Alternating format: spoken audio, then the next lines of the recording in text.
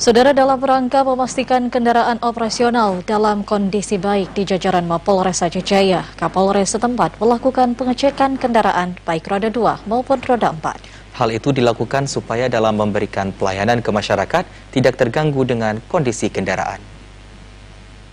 Ratusan kendaraan operasional milik Polres Aceh Jaya dilakukan pengecekan kondisi kendaraan. Pemeriksaan tersebut dipimpin langsung oleh Kapolres yang didampingi oleh Wakapolres dan juga pejabat utama yang bertempat di halaman Mapolres setempat. Dalam pengecekan ini, Kapolres melihat kondisi fisik kendaraan Kapolres Aceh Jaya dan juga mengecek jumlah kendaraan yang ada di Mapolres, termasuk yang ditempatkan di Mapolsek.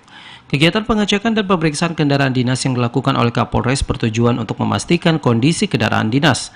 Selain itu, kegiatan ini untuk memastikan langkah dalam persiapan ke depan untuk memberikan pelayanan sehari-hari kepada masyarakat.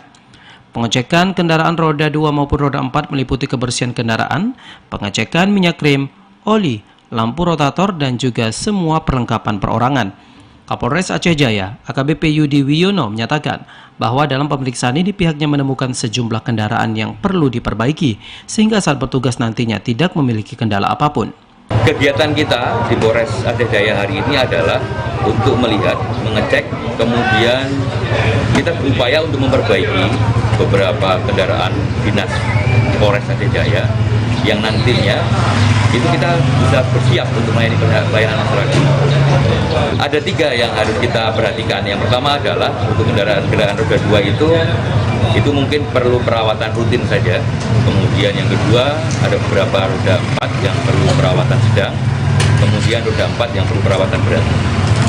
Pengecekan tersebut bukan hanya kendaraan milik personel Babin Kamtibmas saja, namun kendaraan milik pejabat utama juga ikut diperiksa.